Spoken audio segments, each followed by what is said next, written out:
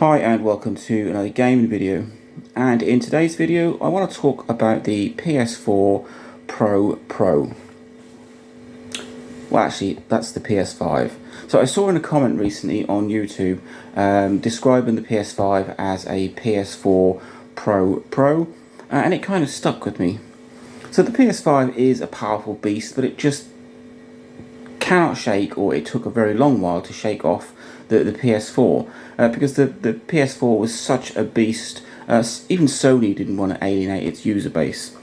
So the PlayStation 4 was released in 2013, 2014. So we're 10 years in, and the PS4 is still massive. The PS5 was released in 2020, and it offered backward compatibility, which was a huge bonus. Something I think that they sort of learned from Microsoft, that it was a good thing, and they also learned from the PS3 to the PS4 jump where they just cut off PS3 owners. So it's good because obviously PS4 owners can then keep their game library, upgrade to a new machine, but still be able to play their older games. But for at least the first year, possibly the second year, games were launched on both the PS5 and the PS4. Even some games that were supposed to be launched as PS5 exclusives ended up being on the PS4 as well. And this kind of gave the PS5 a bit of a damp launch. Yeah, it's a wow, powerful machine, but if everything's being offered on the PS4, why would you need to upgrade?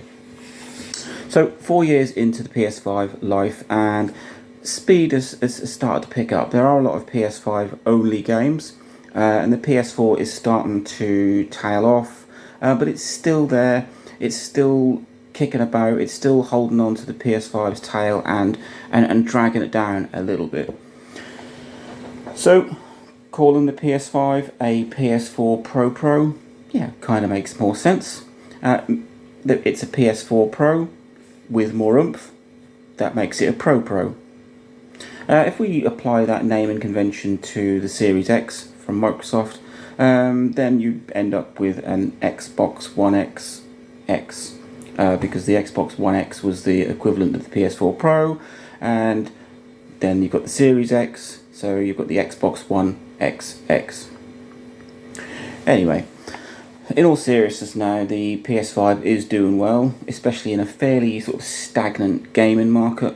We seem to be coming under a bit of a standstill with gaming. I don't know whether it's because the hardware is just, well, it's there, but we need games to catch up with it and bring something new. The PS5 was released in the middle of a semiconductor shortage, and a global pandemic got in the way.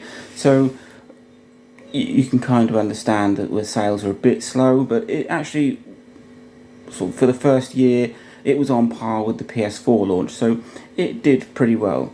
So as of December 2019, which for some reason is when sales for the PS4 sort of stopped being recorded, it sold 106 million units. That's over about 7 years.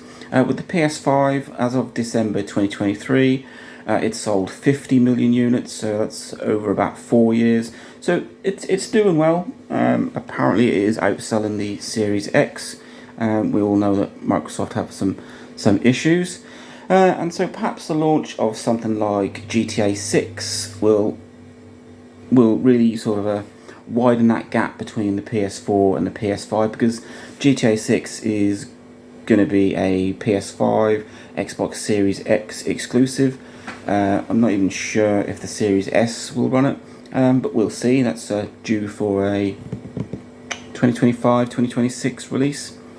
But with rumours of a PS5 Pro on the horizon, and rumours that you're going to need a PS5 Pro to play GTA 6, cutting off a lot of PS5 owners, is that going to make that the PS4 Pro console? It just was an interesting little comment that it kind of insinuated that the PS5 was just a speed bumped PS4, and essentially it is, and for the first couple of years that's exactly what it felt like, because everything on the 5 was also being released on the 4, which means, oh well, yeah. But things have sort of moved on a little bit now. We're getting quite a few PS5 exclusive games, and it does seem to be doing quite well in terms of sales. So hats off to the PS5. The PS4 is a hard act to follow. It's always quite difficult. I think the PS3 found it difficult to follow on from the PS2, another beast of a console from Sony. So hats off to Sony and the PlayStation 5, or the PS4 Pro Pro, as we like to call it. Like, subscribe, enjoy.